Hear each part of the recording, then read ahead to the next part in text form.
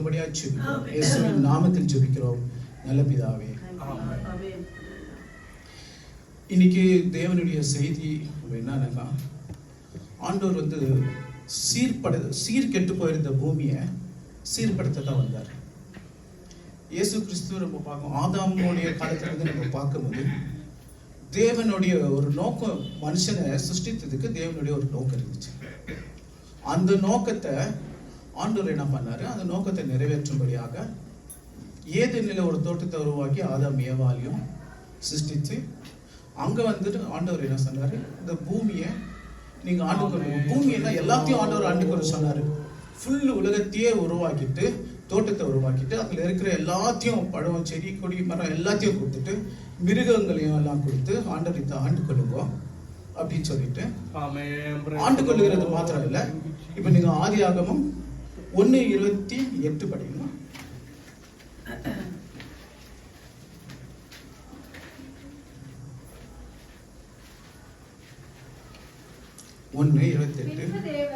பின்பு தேவன் அவர்களை நோக்கி நீங்கள் பழகி பெருகி பூமியை நிரப்பி அதை கீழ்ப்படுத்தி சமுத்திரத்தின் மச்சங்களையும் ஆகாயத்து பறவைகளையும் பூமியின் மேல் நடமாடுகிற சகல ஜீவ ஜந்துக்களையும் ஆண்டு கொள்ளுங்கள் என்று சொல்லி தேவன் அவர்களை ஆசீர்வதித்தார். ஆண்டவருடைய சித்தம் இதுதான். இந்த பூமியை மனுஷன் ஆண்டுக்கணும். ஏன்னா ஆண்டு சொன்னாரு, பழகி பெருகணும். பழகி பெருகி என்னத்துக்காக பழகி பெருகணும்? இங்க மல்கியா 2:15 படிமா. மல்கியா 2:15.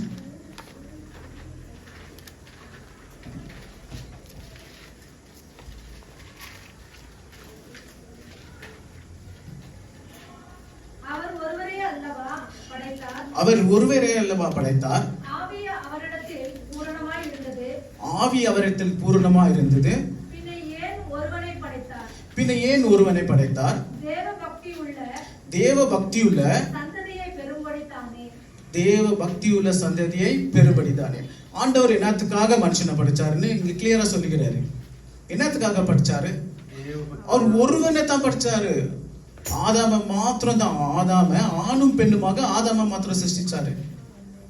ஆதாமுடைய விழாவில இருந்து தாய் எலும்பை எடுத்து ஏவாளை சிருஷ்டிச்சாரு. ஆண்டவர் ஒருவன், ஒரே நோக்கம் தான் ஆண்டவருக்கு. அந்த நோக்கத்தை ஆண்டவர் அவரு இதுவரைக்கும் மாத்திக்கல. 6000 வருஷம் ஆச்சு, ஆண்டவர் அந்த நோக்கத்தை மாத்திக்கல. ஏன் படிச்சாரு? அவரு என்னத்துக்காகனா, மனுஷன் எப்படி சிருஷ்டிக்கப்பட்டான்? தேவ தூதரிலும் சற்று சிறியவனாக்கி சிருஷ்டிக்கப்பட்டான். அவன் மண்ணினால சிருஷ்டிக்கப்பட்டான். நான் ஏற்கனவே உங்களுக்கு சொல்லியிருந்தேன், பிரதான தூதர்கள் எல்லாம் எதுல ஆண்டவர் சிருஷ்டிச்சாருன்னா, ரொம்ப விலை உயர்ந்த கற்களால, பொண்ணுனால எல்லாத்துலயும் ஆண்டவர் சிருஷ்டிச்சு அவனை வச்சாரு. அவன் என்ன பண்ணா, ஆண்டவருக்கு ஈக்குவல் ஆகணும், ஆண்டவருக்கு மேல நம்ம போனோம்னு யோசிச்சிருந்தனால ஆண்டவர் என்ன பண்ணாரு, அவனை விட ரொம்ப தாழ்மையான ஒரு மண்ணில சிருஷ்டிச்சு அவனுடைய இடத்துல நான் உட்கார வைப்பேன் ஆண்டவர் நினைச்சாரு. வேற எதுவுமே கிடையாது. நீ என்ன சாதாரண தேவனுடைய கரத்துல சிருஷ்டிக்கப்பட்ட மனுஷன், ஒரு தூத, நீ ஆண்டவருடைய ஸ்தானத்துக்கு போனோம்னு நினைச்சா உன்னோட ரொம்ப கீழே இருக்கிறவனை தூக்கி நான் உட்கார வைக்க வைப்பான்ட்டு ஆண்டவர் ஏதேன் தோட்டத்துல மனுஷனை சிருஷ்டிக்க ஆண்டவர் முடிவு பண்ணிட்டாரு. அப்போ நீங்க யோசித்துக்கோங்க நல்லா, நம்மளுடைய வாழ்க்கையில ஆண்டவர் இன்னைக்கு சொல்றதெல்லாம் என்னன்னா, வெறும் மன திரும்புதல். நம்மளுடைய வாழ்க்கையை சீர்படுத்திக்கணும். உன்னுடைய பாவம் ரத்தாம்பரமா இருந்தாலும் சரி, புறஜாதிக்கு சொல்ல, ஆண்டவர் நம்மளுக்கு தான் ஆண்டவர் ரட்சிக்கப்பட்டு, நம்ம ஆண்டவர்களை ரட்சிக்கப்பட்டு ஞானஸ்தானம் எடுத்து நம்மளுடைய வாழ்க்கையில நிர்விசாரமா இருக்கிறோம், சோம்பேறித்தனமா இருக்கிறோம்ன்ற ஆண்டவர். சோம்பேறிகளை எப்பவுமே ஆண்டவருக்கு பிடிக்காது. இயேசு அவருக்கு இருந்த ஞானம், அவர் சிறு வயதிலேயே எப்படி இருந்தாருன்னா, 12 வயசுலயே அவரு தேவாலயத்துல பரிசெய்து சதி செய்து வேத பாரகர் வேதத்தை கரைச்சு குடிச்சுங்க பெரிய ஞானிங்க அவங்க கிட்ட பேசுறாரு. அவங்க கேள்வி கேட்கும்போது இவரு பதில் சொல்றாரு, இவர் கேள்வி கேட்கும்போது அவங்க ஆச்சரியப்படுறாங்க. அந்த அளவுக்கு 12 வயசுலயே அவருக்கு பயங்கரமான ஒரு ஞானம். அப்படி இருக்கிற இயேசு கிறிஸ்து எப்படி வராருன்னா, அதிகாலையில இருட்டோட கற்றுக்கொள்கிறவர் போல. நான் இப்பதான் போய் 1ஆம் கிளாஸ்ல 2ஆம் கிளாஸ்ல கத்துக்கிறான் தெரியுமா, அந்த மாதிரி கத்துக்கொள்ளுகிறவரை போல இருட்டோட எழுந்துச்சு ஆண்டவர் வந்து பிதாவை நோக்கி ஜெபம் பண்றாரு. சொல்றாரு இயேசு, என்னுடைய சொந்த இஷ்டமா நான் எதுவுமே செய்யலப்பா, ஒண்ணு கூட சொல்ல. எனக்குள்ள இருக்கிற எல்லா வார்த்தையும் பிதாவினால் உண்டானது. அவரு எனக்கு என்ன சொல்றாரு அதை தான் நான் செய்யறேன். அவரு இங்கே போன்னு சொன்னா நான் போறேன், அங்க போய் அற்புதம் சொன்ன நான் செய்யறேன், இங்க நீ வேண்டாம் நான் போக மாட்டேன். எல்லாமே A to Z ஒண்ணு கூட அவர் சுயமா செய்யல. அப்படி இருக்கிற இயேசு கிறிஸ்துவே அப்படி இருக்கும்போது நம்ம எப்படி இருக்கணும்? அவருடைய வசனத்துக்கு அப்பாற்பட்டது, இந்த பைபிளுக்கு அப்பாற்பட்ட காரியத்தை நம்ம பேசினா அது வேஸ்ட். ஏன்னா விசுவாசி நம்ம என்னைக்கு இயேசுவை ஏத்துக்கணும், விசுவாசி நம்ம ஆயிட்டுமோ அன்னைக்கு நம்ம வேறுபட்டுங்க, செப்பரேட். இந்த உலகத்தார ஆண்டவர் இந்த உலகத்தார போல நம்ம சிந்திக்க கூடாது, உலகத்தார போல பாக்குறது, உலகத்தார போல நம்ம வந்துட்டு எதுவுமே நம்ம யோசிக்க கூடாது. எல்லாமே இந்த வசனத்துக்குள்ள அடங்கி இருக்குது. உங்களுக்கு என்ன தேவை? நீங்க யூத் மீட்டிங் வைக்கிறீங்க, யூத்துங்க என்ன பேசுறீங்க? பைபிள்ல இருக்குது. வாலிபரே நீங்கள் பலமுள்ளவர்கள் என்று எண்ணி உங்களுக்கு எழுதுகிறேன். அவரு என்ன சொல்றாரு அதை கேளுங்க. உலக பிரகாரமான வார்த்தை நம்ம பேசுறதுக்காக எதுவுமே கிடையாது. உலக பிரகாரமா சிந்திக்கிறதுக்கு எதுவுமே கிடையாது. வேதத்தை வாசிக்கிறதுக்கும் தியானிக்கிறதுக்கும் ஃபர்ஸ்ட் என்னன்னா, வேதத்தை தியானிக்கும் போது இந்த வேதம் பர்சனல். எனக்கு ஒருத்தருக்கும் உங்களுக்கு ஆண்டவர் முதல் எனக்கு இப்ப நான் இப்ப பேசுறேன்னா, ஆண்டவர் எனக்கு நான் யோகிதா இருக்கிறேனா, நான் மனம் திரும்பி இருக்கிறேனா, நான் சீர்பட்டு இருக்கிறேனா? நான் சீர்படாத உங்களை சீர்படுத்தி இருங்கன்னு சொன்னா நான் யாரா இருப்பேன்? பைபிள் வசனம் சொல்லுது, என்ன சொல்றாரு பவுல், உங்களுக்கு போதிக்கிற நான் ஆகாதவன் என்று ஆகாதபடிக்கு என் சரீரத்தை நானே ஒடுக்கிறேன். பிறருக்கு போதிக்கிறேன். உங்களுக்கு சொல்றேன், நான் வந்து ஆகாதவன் ஆகக்கூடாதுப்பா, அதுக்காக நான் என்னை தாழ்த்திக்கிறேன், என்னை ஒடுக்கிக்கிறேன், சரீரத்தை ஒடுக்கிக்கிறேன். அதுக்காக நான் அதிகாலையில ஏந்திச்சு ஆயுதமாகிறேன். இதெல்லாம் வந்துட்டு வேதத்தினுடைய ஞானம். நம்ம மனுஷனுடைய அறிவு பிரகாரம் எந்த ஒரு காரியமும் சரி, எந்த ஒரு ப்ரோக்ராமும் சரி நம்ம செய்யும்னா அது வேஸ்ட், ஒன்றும் பிரயோஜனம் இல்லை. அதுல ஒருத்தரும் ரட்சிக்கப்பட மாட்டாங்க. இப்போ தேவன் என்ன சொன்னாரு, நம்மளுடைய வாழ்க்கையை சீர்படுத்தி. இப்போ நான் ஒன்றும் பெரிய இது இல்லை, நான் என்னுடைய வாழ்க்கையில நானும் வந்து ரொம்ப ஆண்டவரை விட்டு நம்ம ரொம்ப தூரம் போய் எல்லாம் இதாயிடும். ஆனா ஆண்டவர் உணர்த்தின பிறகு சீர்படுத்தணும், சீர்படுத்திக்கணும். சீர்படாத போனா அந்த பட்சத்துல ரொம்ப துக்கப்படுவார் ஆண்டவர். என்ன பண்ணாரு? சீர்கெட்ட பூமி. ஆண்டவர் நீங்க இப்போ வாசிங்க, ஆதியாகமம் 1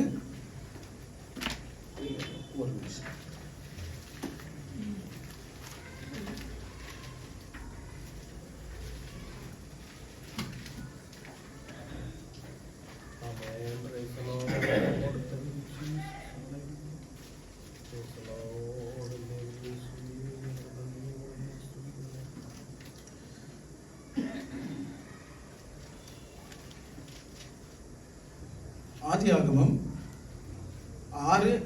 6:5 பாடிமா.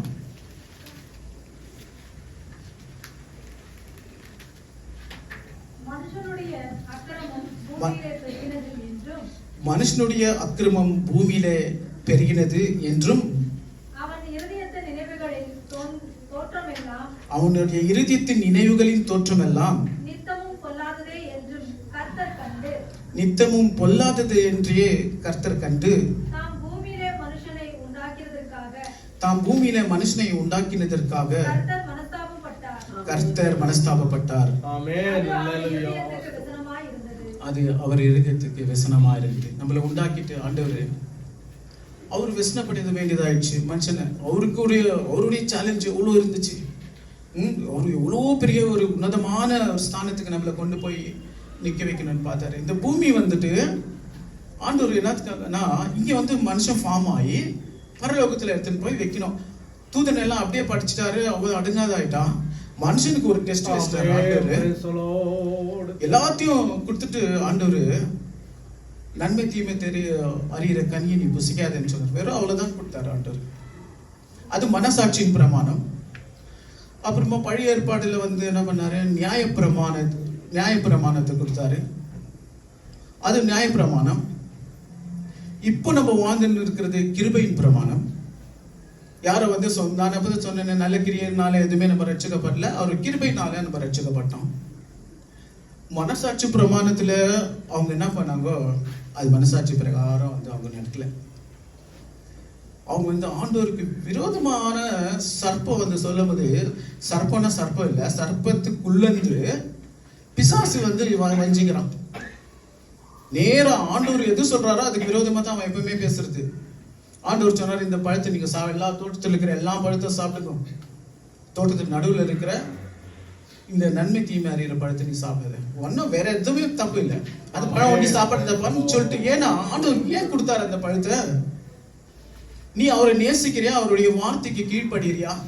பாவம்னா என்ன ஆகும்? ஒன்னே ஒன்று சொல்ற பாருங்க, பாவம்னா ஃபர்ஸ்ட் என்னன்னு தெரிஞ்சுக்கணும் நம்ம. பாவம்னா நீ போய் என்னென்னவோ செய்யற விஷயம் பாவம் கிடையாது. தேவனுடைய வார்த்தையை மீறுறது தான் பாவம். ஃபர்ஸ்ட் பாவமே அதுதான். ஆண்டவர் அதை வானான்னு சொன்னாரு, அதுக்கு வந்து இவங்க செவி கொடுத்து அதை சாப்பிட்டதுனால பாவம் உண்டாயிடுச்சு. பாவம் உண்டானது என்ன ஆயிடுச்சு? சாபம் வந்துச்சு. இதேதான் தொடர்ந்து அப்போ வந்து நடந்துனே தான் இருக்குது. ஆண்டவர் மனஸ்தாபப்பட்டு என்ன பண்ணிட்டாரு, இந்த பூமியை அழிக்க, பூமியை மாத்திரம் இல்ல, இங்க இருக்கிற ஜனங்களையும் மிருகங்களையும் பறவைங்களையும் எல்லாத்தையும் அழிக்க அவர் சித்தமாயிட்டாரு. நோவாவை மாத்திரம், நோவா அவருடைய கண்கள்ல வந்து கிருபை கிடைச்சிச்சு. அப்போ நோவாவை கொண்டு ஆண்டவருடைய சித்தம் மாறவே இல்லை. எல்லாரையும் அழிச்சாலும் திரும்பி அதே தான் பாரு. பூமியில என்ன பண்றாரு, பேழையை உண்டாக்கி அதுக்கு நோவாவுடைய ஃபேமிலியை சேஃப் பண்ணிட்டு எல்லாருக்கும் வந்து நீதியை பிரசங்கித்து நோவா நீதியை சொன்னார. நோவா அங்க சொல்லித்தான் இருந்தாரு நற்செய்தியை. எல்லாரும் வந்துட்டு இந்த மாதிரி மழை வரப்போகுது, பூமியில தண்ணி வரப்போகுது, நிரம்ப போகுது, நம்மளால அழிய போறோம், நீங்க வந்து சீக்கிரமா ஆயத்தமா ஆகணும். எல்லாரும் சிரிச்சாங்க. மழைன்றதெல்லாம் அப்போ இல்லை, வேற பூமியில இருந்து வந்து பனி வரும், அதை வந்து ஈரமாக்கும், அதுல இருந்து விதைங்க எல்லாம் வளரும், அவ்வளவுதான். மழை வருதுன்னா இந்த ஆள் என்ன பைத்தியக்கார மாதிரி சொல்லிருக்கிறான்னு நினைச்சுக்கிறாங்க. இன்னைக்கு கூட நம்மளுடைய இன்னைக்கு மாத்திரம் என்ன மாறல, ஜனங்க அதே நிலைமையில தான் நம்ம இருக்கிறோம். நம்ம என்ன பண்ணோம், என்ன ஏதுன்னு யோசிக்காத, வசனத்துக்கு பிறகு சிந்திக்காத, நம்மளுடைய சொந்த புத்தி, நம்ம ரொம்ப பெரிய புத்திமான்கள், அறிவாளிகள். ஏன்னா ஆண்டவர் என்ன சொல்றாரு, வேதத்துல தான்ப்பா உங்களுக்கு ஞானம் இருக்குது. இப்ப கூட நம்ம சுரேஷ் பிரதர் படிச்சாரு, ஞானம் நம்ம ஞானம் உள்ள இருதயத்தின் வேணும். நம்மள ஆயுஷ்க எண்ணுகிற ஞானத்தை, அறிவை, எனக்கு ஞானத்தை தாங்க ஆண்டவர் என்றாரு. இன்னைக்கு இல்லை நாளைக்கு நம்ம சாவ போறோம். இன்னைக்கு நான் செத்தான எங்க போவேன்? அதை நீ சாவ குறிச்சு நினைக்காதுவா, உனக்கு ஞானமே கிடையாது. ஏன்னா முடிவு அதுதான். ஒரு மனுஷன், எல்லா மனுஷனுக்கும் தப்ப விடாத ஒண்ணு பிடிக்கிறது என்னன்னா மரணம். மரணத்துக்கு யாருமே தப்பிச்சுக்க முடியாது. நம்ம ரெண்டு விஷயத்துக்கு தினியும் எனக்கு தெரிஞ்ச 4 வருஷமா ஆண்டவர்கிட்ட, அதுக்கு முன்னால எல்லாம் ஆண்டோட்ட இருந்தா நமக்கு சரியா வசனத்தை புரியாத, ஆண்டோட்ட வைராக்கியமா தான் வருந்தோம். ஆனா எப்படி நடக்கணும்னு புரியல. மனக்கண் துறக்கப்படல. ரட்சிக்கப்பட்டிருந்தாலும் மனக்கண்கள் துறக்கப்படாது.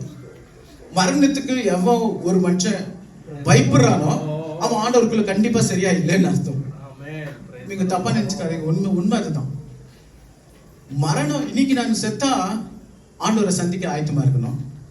இல்ல ஆண்டவருடைய வருகை இருந்தா இந்த மாம்ச சரீரம் என்ன பண்ணோம், மறுரூபமாயி அப்படியே ஆண்டவர்கிட்ட போற அளவுக்கு நம்ம இங்க பரிசுத்தத்தை காத்துக்கணும். இது ரெண்டு தான். இதுக்கு ரெண்டுக்கு நம்ம ஆயத்தமா இருக்கிறோமா? ஒரு நாளும் நம்ம புள்ளிங்கள நம்ம ஆயத்தப்படுத்தணும். ரெஸ்பான்ஸ் கொடுத்துக்கிறாரு ஆண்டவர். ஒருவனே அல்லவா படைத்த உன் புள்ளிங்களை வந்து நீ எதுக்காக நீ ஆண்டவர் சொல்றாரு பெற்று எடுக்கணும்? ஒருவனே எல்லாம் படுத்தார். ஏன்னு ஒருவனே படுத்தார்? பரிசுத்தம் உள்ள சந்ததியை உருவாக்குவதற்கு தானே. உன் புள்ளிங்களை வந்து நீ ஆண்டவருக்குள்ள நடத்திக்கிறியா? புள்ளிங்க ரொம்ப இம்பார்ட்டன்ட். பிள்ளைகளை வந்து பரிசுத்தமா ஆண்டவருக்குள்ள நடத்தி, ஆண்டவர் வரும்போது ஆண்டவரே நீ கொடுத்த புள்ள பரலோகத்துக்கு எடுத்துன்னு போன்னு கொடுக்கணும். அந்த அளவுக்கு பிள்ளைங்களை நடத்தணும். பிள்ளைங்களை உலக பிரகாரமா நடத்திட்டு, சின்ன வயசுல இருந்து நம்ம இப்பெல்லாம் சொன்னா கொஞ்சம் கஷ்டம் தான். எனக்கும் அவ்வளவுதான், உங்களுக்கும் அவ்வளவுதான். உங்களை விட எல்லாத்த விட நான் தான் ரொம்ப மோசம் நினைக்கிறேன் நான். சரியா? நம்ம பிள்ளைங்க வாழ்க்கையில நம்ம வந்துட்டு ரொம்ப யோசிக்க வேணும். ஆண்டவருக்குள்ள நடத்த வைக்கணும். சில ஊழியக்காரங்கள்லாம் இருக்கிறாங்களா, பிள்ளைங்களுக்கு வசனம் சொல்லாத சாப்பாடு தர மாட்டாங்க. அதெல்லாம் தப்புன்னு நினைச்சோம். ஆனா உண்மை அதுதான். அந்த வசனம் தான் உள்ளத்துல இருந்தா தான் வெளிவரும். ஆவியானவர் அதை வந்து ஞாபகப்படுத்துவாரு. உள்ள வசனம் இல்லைன்னு வச்சுக்கோ, ஆவியானவர் மாயமா வந்து எல்லாத்தையுமே சொல்ல மாட்டாரு. ஆவியானவர் என்ன பண்ணுவாரா, அதை நினைப்பூட்டுவாரு. இப்போ நீ எக்ஸாமுக்காக நீ படிச்சுட்டு நீ என்ன பண்ற, எக்ஸாமுக்கு போனா அதை நீ படிச்சதெல்லாம் வந்து மனசுல உனக்கு வச்சுக்கினாக்கா, நீ ஒருவேளை மறக்கிறேனாக்கா ஆண்டவர் என்ன பண்ணுவாரு, ஆவியானவர் அதை ஞாபகப்படுத்துவாரு. நீ படிக்காதையே நான் பாஸ் ஆகணும்னா ஆகவே ஆகாது. படிக்கணும், அவங்க சொல்றதை கூர்ந்து கவனிக்கணும், எல்லாமே செய்ய வேண்டியது செஞ்சா உன் இருதயத்துல போயிருக்கோம். அதை நீ மறந்தா ஆவியானவர் நினைப்பூட்டுவார். இந்த மாதிரி காரியங்கள் எல்லாம் நம்ம ரொம்ப கேர்ஃபுல்லா இருக்கணும். பசங்களை வந்துட்டு ரொம்ப கேர்ஃபுல்லா வளர்க்கணும். ஆண்டவருக்காக ஒப்பு கொடுக்கணும். ஆண்டவர்கிட்ட நான் வந்து கண்டிப்பா ஜெபம் பண்ணிட்டேன். ஒரு இந்த மாதிரி டாடாக்கு கொஞ்சம் ப்ராப்ளம் இருந்துச்சு. ஒரு மாதிரி நெஞ்சு ஒரு மாதிரி மூச்சு அடிச்சுக்கிற மாதிரி ஆகும். அது இதெல்லாம் ரொம்ப பேஜாரப்பட்டேன். ஆண்டவர்கிட்ட சொன்னேன், ஆண்டவரே என் பிள்ளைக்கு அந்த வியாதியெல்லாம் எடுத்துட்டு எனக்கு கொடுத்தாலும் பரவாயில்ல, எனக்கு கொடுன்னு சொல்லிட்டு ஆண்டவர்கிட்ட கேட்டேன். நம்ம பிள்ளைங்க மேல நம்ம பாசம் வைக்கணும். அதுங்களை வந்து எப்படின்னா ஆண்டவர்கிட்ட அனுப்பிச்சிடணும். நரகத்துக்கு ஒரு கொஞ்சம் நம்ம பிள்ளைங்க மேல நெருப்பு தான் நம்ம அனுமதிக்குவோமா? உயிரோட கந்தகமும் அக்னிய கந்தகம் எறிகிற கடல்ல பிள்ளைங்களை நம்ம ஒப்பு கொடுத்தா நம்ம ஒரு பாசமான தகப்பனா, உண்மையான ஒரு அன்பாது நம்ம பிள்ளைங்க கேட்கறதெல்லாம் வாங்கி கொடுத்துரும். அந்த பிள்ளைங்க எந்த வழினா போனாலும் அந்த பிள்ளைங்களுக்காக பிரயாசப்படணும். ஆண்டோட்ட கேட்கணும். அந்த பிள்ளைங்க இப்போ பெருசாகிட்ட பிறகு நம்ம சொல்ற பேசி கேட்காதுங்க. அதுங்களுக்கு ரொம்ப அறிவு வந்துச்சு. கம்ப்யூட்டர் உலகம் ரொம்ப ஞானம் எல்லாமே தெரிஞ்சிச்சு. ஆனா அது கிடையாது. நம்ம பிள்ளைங்களை வந்து ஆண்டவர்கிட்ட ஜெபம் பண்ணணும், முட்டி போடணும். இயேசு என்ன சொன்னாரு, செல்விக்கு போறதுக்கு முன்னால எனக்காக அல்லப்பா, உனக்காக உங்க பிள்ளைங்களுக்காக அழுவோம். நம்ம அழுவணும் பிள்ளைங்களுக்காக. இயேசு சொன்ன ஒரு வார்த்தையோ வானமும் பூமியும் ஒழிந்தாலும் அவருடைய வார்த்தை ஒழியாது. நான் அவரோட குறிச்சு நான் ரொம்ப தியானிப்பேன். நான் இயேசு வந்து எப்ப ஜெபிக்க போனாரு காத்தால தெரிஞ்சதோ, நானும் வந்துட்டு காத்தால அதிகாலையில ஆண்டவர் சொன்னாரு, அதிகாலையில என்னை தேடுகிறவர்கள் கண்டறிவார்கள். காலைதோறும் என் கிருபை புதியதா இருக்கும்.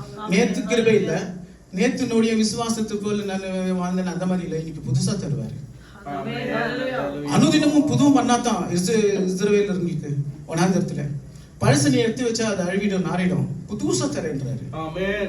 ஒரு நாள் புது அனுபவம் ஆண்டவருக்குள்ள நம்மளுக்கு வேணும். புதிய மனத்திருந்தல் வேணும். நம்ம சீர்படுத்திக்கணும் நம்மளுடைய இருதயத்தை.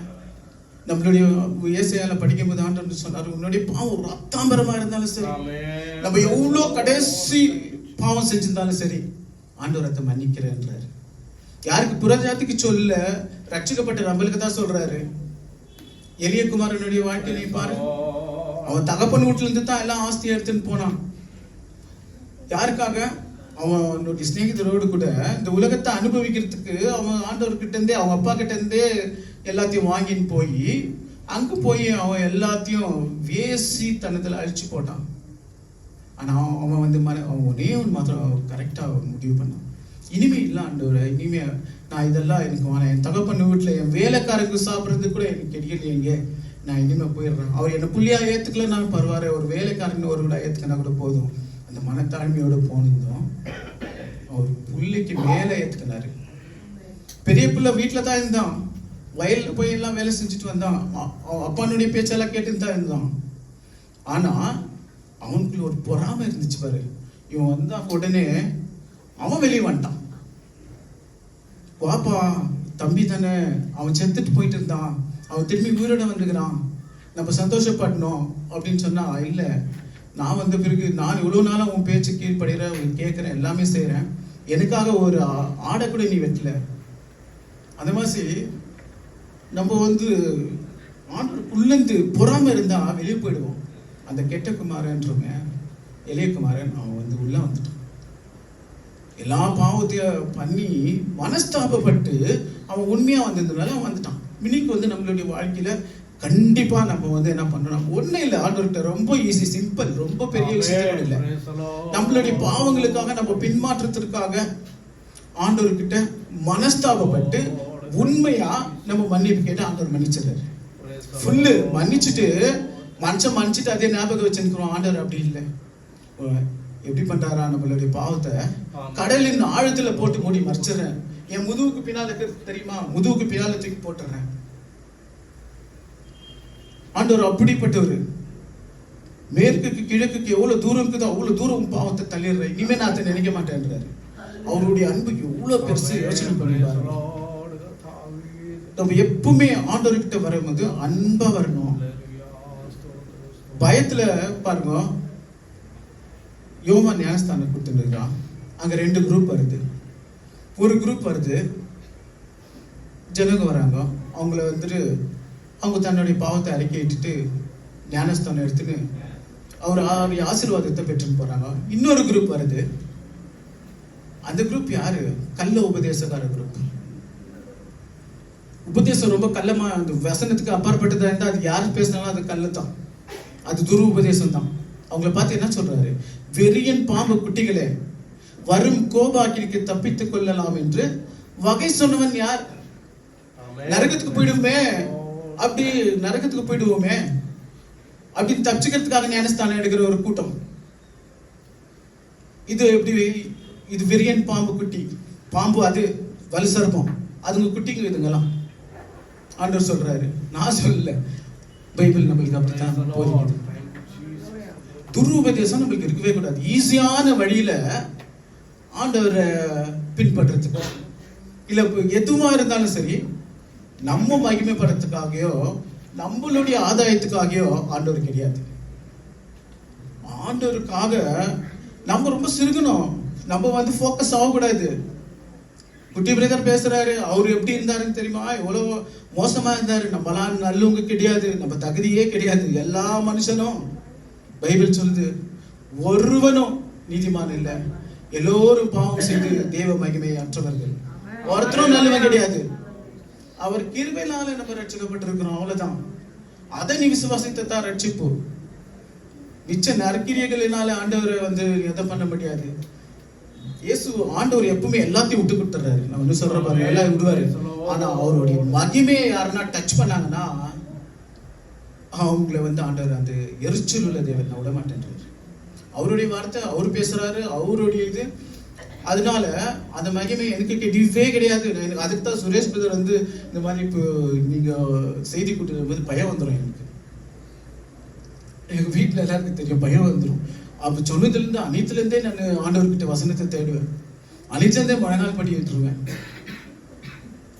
காலங்கத்தால ஏஞ்சி, நீங்க நம்புறீங்களோ இல்லையோ, 4 வருஷமா நான் வந்து ஒரு முடிவு பண்ணேன். ஆண்டவர்கிட்ட முழங்கால் பட்டியில நின்று ஜெபம் பண்ணுவேன். 1 மணி நேரமாவது 1 மணி நேரம் நான் முழங்கால் படியில நின்று தான் ஜெபம் பண்ணுவேன். அந்த 1 மணிக்கு அப்புறமா உட்காந்தியோ இல்லை நின்னோ ஒரு 2 மணி நேரமோ 3 மணி நேரமோ ஆண்டவர்கிட்ட உட்காருவேன். இல்ல நான் ஆண்டவர்கிட்ட எப்படி நிக்க முடியும்? உலகம் ரொம்ப பொல்லாததுன்னு சொல்றாரு ஆண்டவர். இது கடைசி காலம். ஆண்டவர் இது வரைக்கும் இனிமே நீங்க நல்லா இதாவீங்க, உலகம் ரொம்ப நல்லா இருக்குமான சொன்னாரு. உலகம் பயங்கரம், நம்ம புள்ளிகளுக்கு இன்னும் பயங்கரம், இன்னும் கேடு. அந்த புள்ளிகளுக்காக நம்ம ரொம்ப ஜெபம் பண்ணணும். ஆண்டவர் சொல்ற நம்ம பிறகு பேசுறது மாத்திரம் இல்ல, நடந்துக்கணும். குடும்பத்துல ஒழுங்கா நடந்துக்கணும், குடும்பத்துல பாசமா நடந்துக்கணும். இங்கே நான் பேசிட்டு எங்க போயிட்டு புள்ளிங்கள நான் இருக்கிறதோ இல்ல வேற யார் குடும்பத்தாரிய ஒரு மாதிரியா பேசுறதோ, மாமியாரு மாமனாரு வந்து பேசுறது, மருமகளை போய் எங்க உள்ள கொடுமை கொடுக்கறது, இதெல்லாம் மாயான வாழ்க்கை. உண்மையா இருக்கணும். மாமியாரை பெற்ற தாய் மாதிரி எனக்கு எடுத்துக்கணும்ன்றாரு. இதெல்லாம் வந்துட்டு ஆண்டவர் சொல்ற சத்தியம். நான் இங்க பேசிட்டு நான் போய் நான் வேற எதுனா பண்ணேன்னா நான் ஒரு மாயக்காரன். ஆண்டவர் அத்தான் சொல்றாரு, பரிசேர் சதிசேரை எப்படி திட்டுறாரு நீங்க பாருங்க. மாயக்காரரே, நீங்க புலிப்புள்ளமாவுன்றாரு, உங்களுக்கு ஐயோன்றாரு. அவரு மக்களை திட்டுந்தே நான் இது வரைக்கும் பார்க்கவே இல்லை.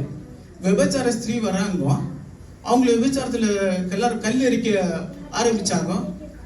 அவரு அந்த அம்மா வந்துட்டு எல்லாரும் கல்லறிக்க வந்தாங்க. ஆனா நானும் உன்னை கல்லறிக்கிறது இல்லைம்மா. மகள் ஆயிட்டாங்க அவங்க. விபச்சார ஸ்திரீ இயேசு வந்துட்டு பிறகு மகள் ஆயிட்டாங்க. அந்த அன்பு வேணும் நம்மளுக்கு. குஷ்டரோகிங்க யோசனை பண்ணி பாருங்க. குஷ்டரோகிங்க ஆண்டவர்கிட்ட வந்து குஷ்டரோகின்னு எப்படின்னா அவங்க ரொம்ப அசுத்தமானவங்க. தீட்டுன்னு கத்தணும். நான் அசுத்தம் தீட்டுன்னு கத்தணும். அவங்ககிட்ட எந்த ஜனமும் அவங்ககிட்ட சேர மாட்டாங்க.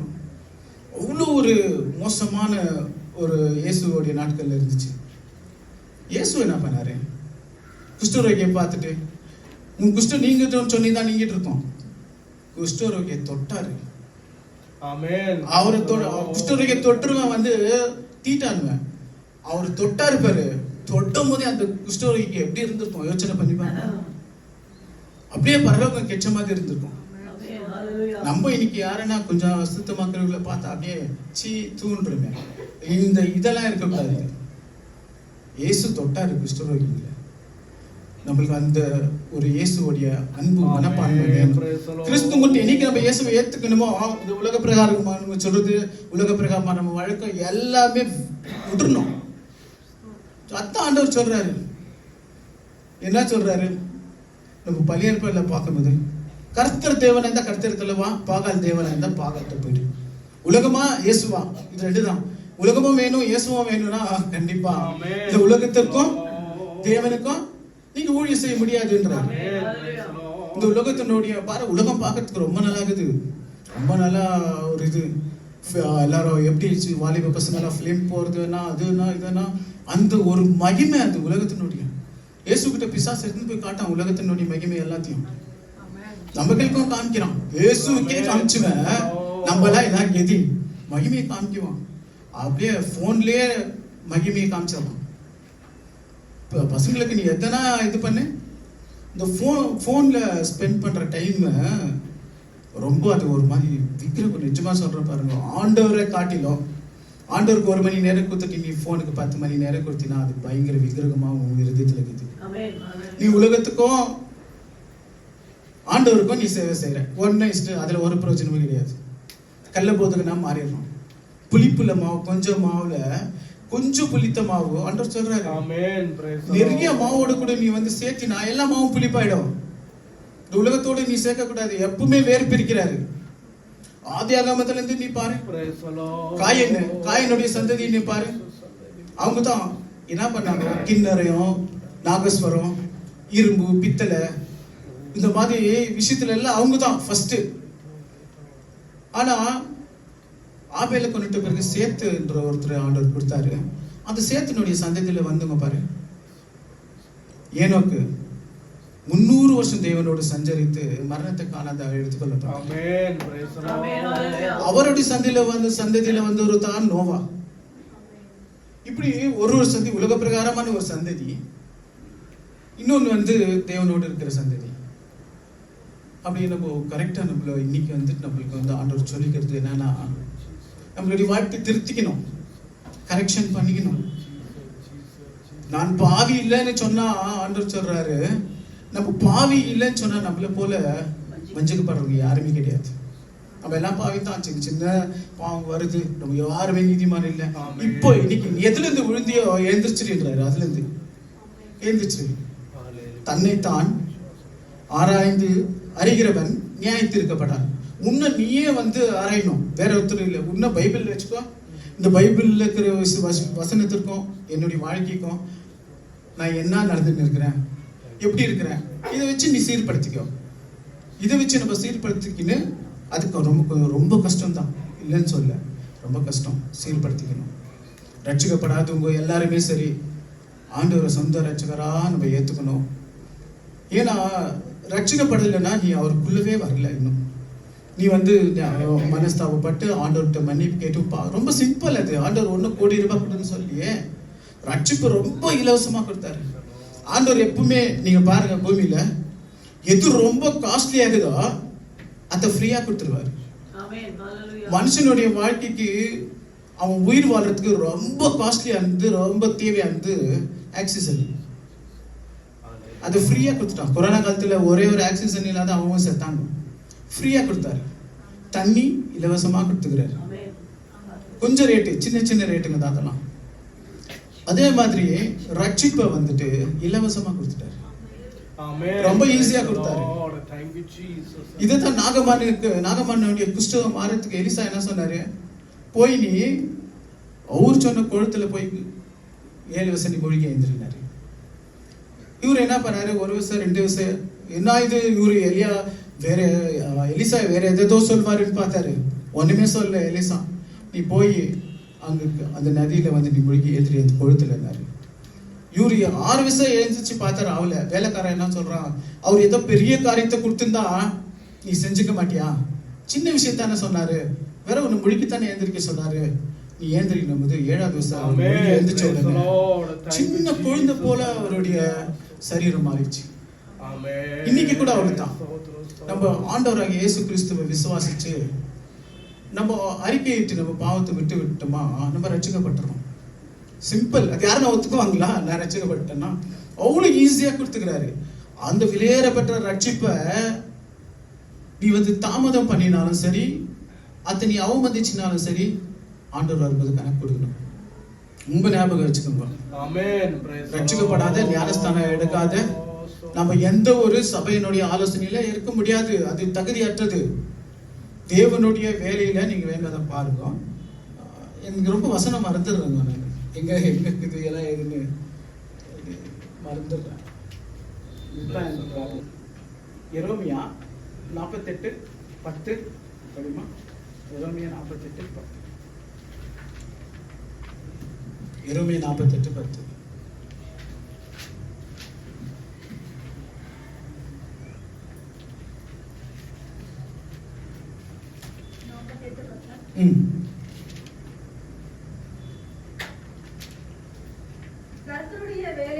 கர்த்தருடைய வேலையை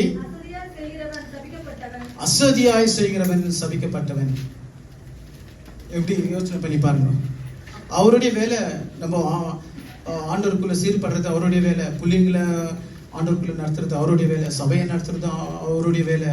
இதுல நீங்க அசதியா இருந்தீங்கன்னு வச்சுக்கோ, தூங்கிட்டீங்க. மனுஷனை இருக்கிற ஒவ்வொருத்தரையும் நம்ம ப்ரிப்பேர் ஆகணும். இப்போ நான் சொல்றேன் பாருங்க, சபையில நிறைய பேர் வரணும், நிறைய ஆத்துமாங்க வரணும், ரொம்ப நல்லது. இதுக்காக நம்ம ப்ரிப்பேர் ஆகிறோமா? ஆண்டவர் சொல்றது என்ன? இதுதான் நம்ம சபையார் ஒவ்வொருத்தரும் நம்ம என்ன பண்ண ப்ரிப்பேர் ஆகணும். எனக்கு தெரிஞ்சு அப்படின்னா நல்லா ஜோம் பண்ணிட்டு எல்லாரும் ஃபயர் ஆகிட்டோம், எல்லாமே ஆயத்தமா இருக்கணும். ஆயத்தமாயிட்டு சபையில ஒரு சின்ன காரியம் நம்ம செய்யணும். இது ஆலோசனைனா ஆண்டவருடைய வசனத்து பிரகாரத்தை ஆலோசனை. ஒரு ட்ராக்ஸ் எடுத்துன்னு சபை முடிஞ்சிருந்த முதல் ட்ராக்ஸ் கொடுப்போம். ட்ராக்ஸ் எடுத்துன்னு போய் அக்கம் பக்கம் இருக்கிறவங்களுக்கு நம்ம கொடுத்தா, நம்ம சபையினுடைய அட்ரஸ் போட்டு ஒரு ட்ராக்ஸ் எடுத்துன்னு போய் நம்ம கொடுத்தா படிக்குவாங்க. படிச்சு சில பேர் வருவாங்க. சில பேர் நம்ம ட்ராக்ஸை பேசிச்சு மூஞ்சில் விசாரிச்சாலும் பரவாயில்ல, ஆண்டவருக்காக எடுத்துக்கலாம். இதை கிழிச்சி போட்டாலும் போட்டுட்டோம். இதெல்லாம் நம்ம செய்யணும். பயப்படவே கூடாது. ஆண்டவருடைய விஷயத்துல பரிசுத்தமான ஒரு பயம், தைரியம் நம்மளுக்கு வேணும். போய் ஒருத்தனை அடிக்கிறதுக்கு இல்ல, பரிசுத்தமான ஒரு தைரியம் நம்மளுக்கு வேணும். ஆண்டவர் என்ன சொல்றாரு? காலாட்களோட ஓடுவதற்கு நீங்கள் ஆறுதல் தேடுவீர்களானால் குதிரைகளோட எப்படி ஓடுவீங்க? காலெல்லாம் ரொம்ப நல்லா இருக்குது. ஒண்ணு இப்ப எல்லாரும் சர்ச்சுக்கு வாங்கோ, இந்த சர்ச்சில் ஆராதிச்சுன்னு எந்த பிரச்சனையும் கிடையல. ஆனா நீங்க போய் பாருங்க, சில இடத்துல ஆண்டவர் பத்தி சொன்னாலே அடிதான், கொலைதான். நைஜீரியாவில எல்லாம் ஒரு நாளைக்கு 30 பேரை கொல்றாங்களாம்.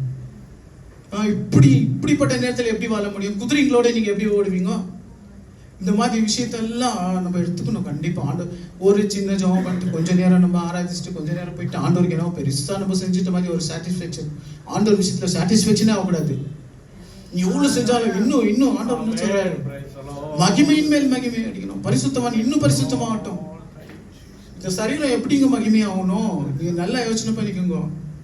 ரொம்ப இந்த பூமியில உள்ள எல்லா பாரத்தையும் நம்ம விட்டுனே இருக்கணும். இந்த ராக்கெட்டை விடுறாங்க தெரியுங்களா? அது ஃபுல்லா மேல இது பண்றதுக்கு ராக்கெட் போவோம். மேல ஒரு ஸ்பேர் பார்ட்ஸா கலண்டி விடுவோம். மேல போவோம். கடைசியில் ஒரு சின்ன பகுதி குறிப்பிட்ட இடத்துல போவோம். அதே மாதிரி தான் அந்த பாரத்தோட நம்ம இந்த உலக பிரகாரமான ஆசை, கவலை, உலக பிரகாரம் விஷயம் ஒன்னொன்னா கழட்டி விட்டுனே இருக்கணும். அப்போதான் இந்த சரீரம் மகிமையாகி ஒரு நிமிஷத்துல, ஒரு நொடி பொழுதுல மறுரூபமாகி நம்ம போயிடுவோம். அது ஒரு நொடி பொழுதுன்னு சொல்றது தெரியுமா? அதுக்கு ப்ரிப்பரேஷன் ரொம்ப நாள், அப்பவே கிடையாது. இப்பொழுது இன்னைக்கே ஆகணும். ஒருத்தர் ஞானஸ்தானம் எடுத்து ரட்சிக்கப்பட்டுட்டா அன்னைக்கே அவன் பரலோகம் போய் சேர்றதில்ல. கடைசி வரைக்கும் நிலை நிற்கிறவனே ரட்சிக்கப்படுகிறான். ஆண்டவரை ஆராதிச்சு இது பண்றது எல்லாம் ஒண்ணுமே கிடையாது. நீ பர்சனலா ஆண்டவருக்குள்ள கரெக்டா இருக்கிறியா? தேவனோடு நீ சஞ்சரிக்கிறியா? ஆண்டவரோட தனியா பேசுறாரா? இந்த விஷயங்கள் எல்லாம் நம்ம கரெக்டா இருக்கணும். நேரம் டைம் ஆச்சு, முடிக்கிறேன். இன்னும் நிறைய எனக்கு கர்த்தர் சமயத்தை கொடுத்தா நம்ம பேசலாம். ஆனா எனக்கு ரொம்ப பயம், நிஜமா சொல்றேன். ஆண்டவருடைய சமூகத்துல நிலை நிக்கணும்னா ஆண்டவர் இதுல கேசுவலா இன்னைக்கு வந்துட்டோம் சர்ச்சில் ஈஸியா அப்படியே பேசிட்டு போறது கிடையாது. இதெல்லாம் ரொம்ப அசதியா இருந்தோம்னு வச்சுக்கோ, என்னவா சபிக்கப்பட்டிருக்கோம். நம்ம அது யாரு என்னன்னு பார்க்க மாட்டாரு. நீ எவ்வளவு உயர்ந்த ஸ்தானத்துல இருந்தாலும் சரி, ஆண்டவர்கிட்ட மனஸ்தாபம் படணும். இன்னைக்கு நம்ம 2 மனஸ்தாபம் கிளீனா தெரியும் நம்மளுக்கு. ஒன்னு யூதாஸ், அவன் வந்து மனஸ்தாபப்பட்டு என்ன பண்ணிட்டான், அவன் வந்து என்ன தூக்கு போட்டு செத்துட்டான். அதே பேதுருவும் அதே தான் பண்ணான். பேதுரு மாத்திரம் ஆண்டவர் தூசிச்சான், யாருன்னு தெரியாதுன்னு மறந்தடிச்சான், எல்லாம் பண்ணான். ஆனா கடைசியில திரும்பி எங்க வந்தான்? அவன் இயேசு கிட்ட தான் வந்தான். இவன் யூதாஸ் என்ன பண்ணிருக்கணும், ஐயோ இப்படிப்பட்ட ஒரு குற்றமில்லாத ரசத்தை நான் காட்டி கொடுத்துட்டேன்னு அவன் என்ன பண்ணான், மனசுல அவனுக்கு குத்தப்பட்டு போய் செத்துட்டான். நீ குத்தப்பட்டு சாவக்கூடாது. மனசுல உனக்கு குத்தப்பட்ட வசனங்க ஆண்டவர்கிட்ட பேசிக்கிறாரா, நீ மனம் திரும்பி இயேசு கிட்ட தான் வரணும். இயேசு கிட்ட வந்தா அவர் மன்னிச்சு, அவர் ஒருத்தர் தான் மன்னிக்கிறதுக்கு வல்லவரா இருக்கிறாரு. மனுஷகுமாரன் தான் இந்த பூமியில பாவத்தை மன்னிக்க அதிகாரம் உடையவர். அவர்கிட்ட தான் வரணும். பேதுரு அவர்கிட்ட தான் வந்தான்.